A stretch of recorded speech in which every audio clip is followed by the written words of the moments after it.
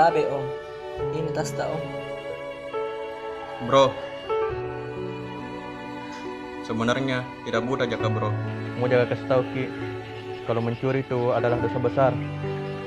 Dalam agama tak, hukumannya itu dipotong tangannya. Itu terdapat dalam surah Al-Maidah ayat 38. Nah, itu saja baru hukuman di dunia. Bagaimana nanti hukuman akhirat? Pasti lebih pedih lagi.